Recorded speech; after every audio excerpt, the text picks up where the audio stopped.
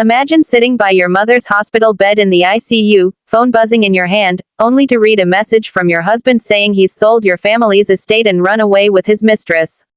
That's exactly what happened to me. But what he didn't know was, I was already one step ahead. And when I struck back, the revenge was sweeter than he could have ever imagined. If you've ever been betrayed by someone you trusted most, this story will hit you hard. Make sure to hit like, subscribe, and stay tuned, because what starts as heartbreak turns into one of the most satisfying revenge stories you'll hear today. When my mother was admitted to the ICU, I was already at one of the lowest points in my life. Anyone who has ever sat in those sterile hospital corridors knows the feeling, the constant beeping of machines, the smell of antiseptic, the waiting, the dread. My world was shrinking to that room, to my mother's shallow breaths, to the hope that somehow, she'd pull through. And then, in the middle of this storm, my phone buzzed.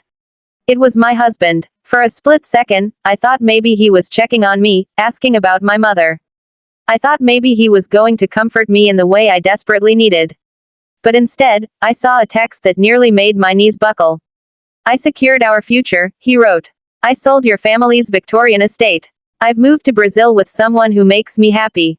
Don't be angry. This is for the best. I remember staring at the screen, numb. The words blurred as my pulse hammered in my ears. My family's estate wasn't just a house. It was generations of history. It was where I'd grown up, where my parents built their lives, where my childhood memories were stitched into every wall. And he, my husband, the man I had trusted above everyone, had sold it like it was just another business deal. For a moment, I couldn't breathe. Betrayal doesn't hit you all at once, it creeps in, like poison seeping into your veins. I felt rage coil inside me, but alongside it was something else. Cold clarity. Because what he didn't know, what he couldn't have possibly imagined, was that I wasn't as helpless as he believed. I sneered at my phone and typed back just one word, fascinating. He thought he had secured his future. But he had underestimated me.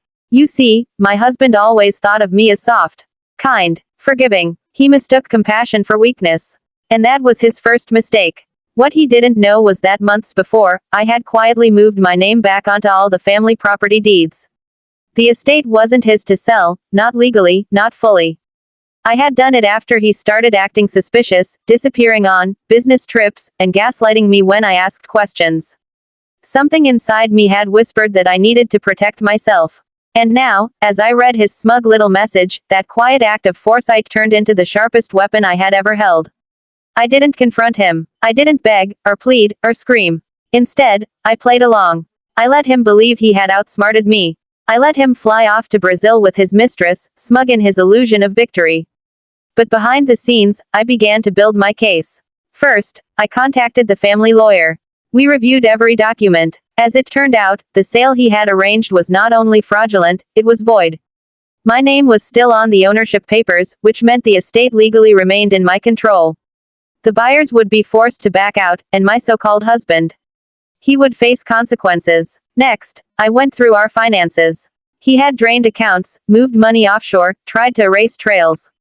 But he wasn't as clever as he thought. With every wire, every transfer, there was a breadcrumb. And I followed them, piece by piece.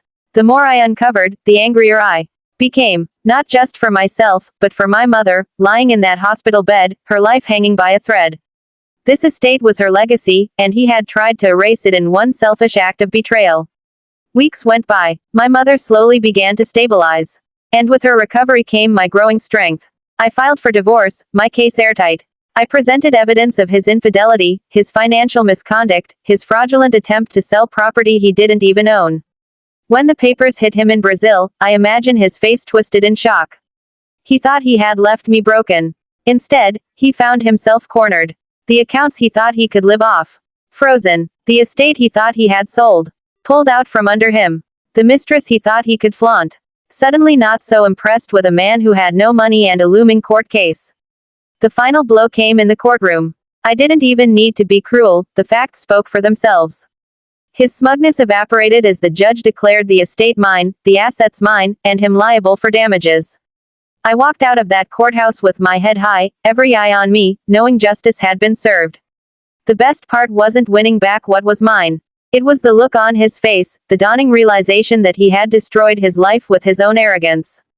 The mistress left him. His accounts were drained. His reputation shredded. Meanwhile, I stood stronger than ever, my mother by my side as she recovered, the estate still in our family's name.